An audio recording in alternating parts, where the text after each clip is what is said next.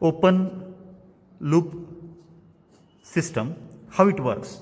So when we are talking about a control system, it has got basically two parts. The first part is called as a controller, and second part is called as a system to be controlled. So they are represented in control system by means of a blocks, and the entire all these blocks are called as a block diagram. So you have to recall this particular terminology, block diagram. Then here you are having certain input. So mathematically it is expressed as a r of t, and we have a output as a c of t. Arrows over here in the diagram are indicating the directions of the signal. So in open loop system we have a controller.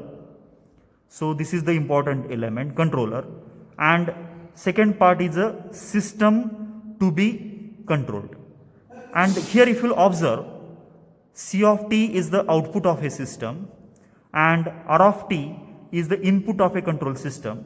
So in open loop system we are not measuring this particular output, and we are not using this output for the correction in the control system, and that's why this is called as a open loop system.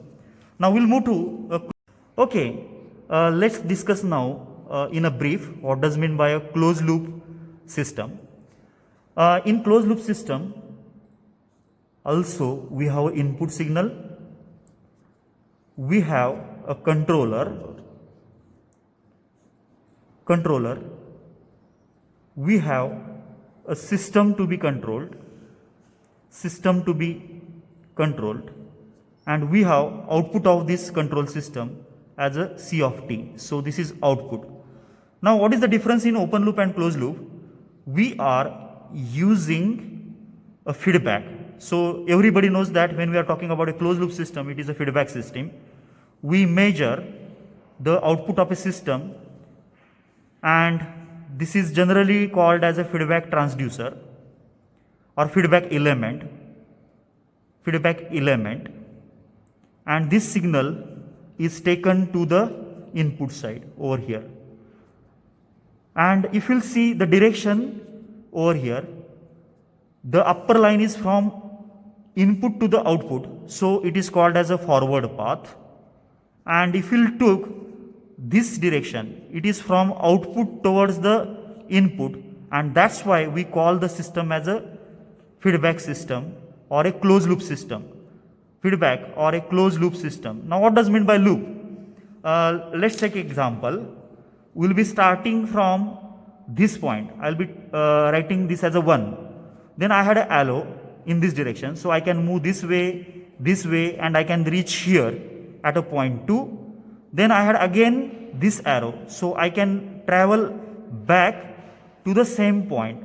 Therefore this portion is called as a loop, which is a closed one. So I can start from 1 and I can reach to the point 1 again. So that's why it is a closed loop. But in open loop system, we don't have a such loop. That is, we are moving only from input to the output. So that is the difference between open loop and closed loop system. In open loop, the output, if changes with the disturbances, I will be taking this example in an experiment, it is not able to be corrected because we don't have a feedback. So that is the limitation of a open loop system. But in closed loop system, if this output changes with respect to certain disturbance, I will be explaining these terminologies, with respect to time, due to this feedback, the auto correction of the output at a set value is possible. And input to the controller is here is a difference between the r of t minus c of t, and this quantity is called as a error signal. So in closed loop system, you have to remember that the input to the controller is an error signal which is dependent on input as well as the output of a system. But in case of a open loop system, input is independent of a output signal. Therefore the correction is not possible in open system, and which is possible in the closed loop system.